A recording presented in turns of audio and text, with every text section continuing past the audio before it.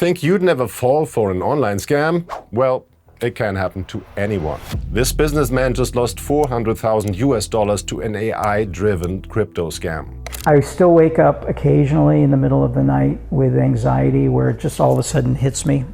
AI-assisted scams are on a steep rise, according to crime researchers and the FBI. Criminal networks use AI to work across borders and languages, reaching more victims than ever before. Here's what you can learn from Chris's story.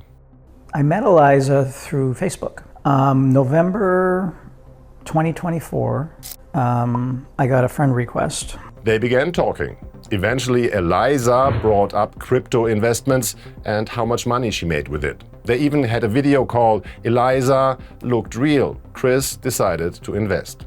This was a way for me to grow my retirement fund. I had no plans to stay in it for very long. The platform showed steady profits. Everything seemed legit until Chris mentioned it to a friend. She said, "Chris, you were scammed."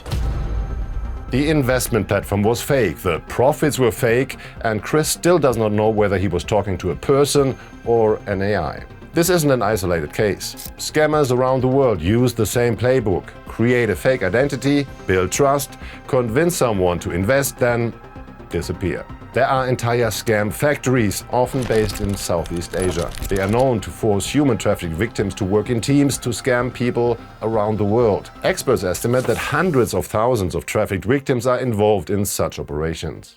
And technology is supercharging this. AI can help criminals write convincing messages in many languages. It can create realistic images, it can clone voices, and it makes fake identities much harder to detect. As large language models, for example, have gotten better and better, you're suddenly globalizing the audience you can communicate with. Some scam factories use specialized software that incorporates leading AI models to automate and scale their operations. A recent investigation found OpenAI's ChatGPT and Google's Gemini to be the most used tools, but models from Europe and China were also used. Internet access is another key part of the operation. Starlink is the #1 internet service provider in Myanmar, where many scam factories are based. Starlink is the way these compounds continue to connect to the internet and the way that they get around all of the other restrictions that are put in place. That raises the question of who carries responsibility here. Is big tech to blame?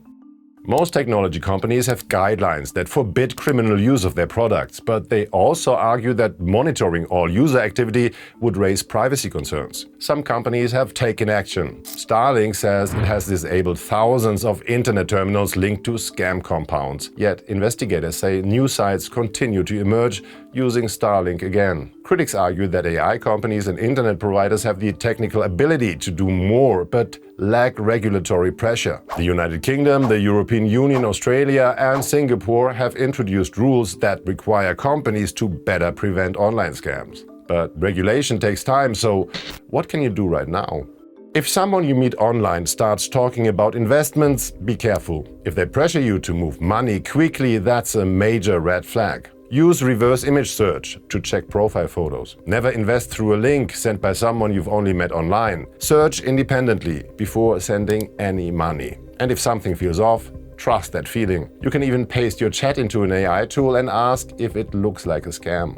If you suspect you're being scammed, stop sending money immediately. Save messages and make screenshots of payments. Report the scam. Even if you might not get your money back, you could prevent others falling for the same scam. Because as AI continues to evolve, your best defense isn't just better technology, it's knowing how these scams really work. Stay safe.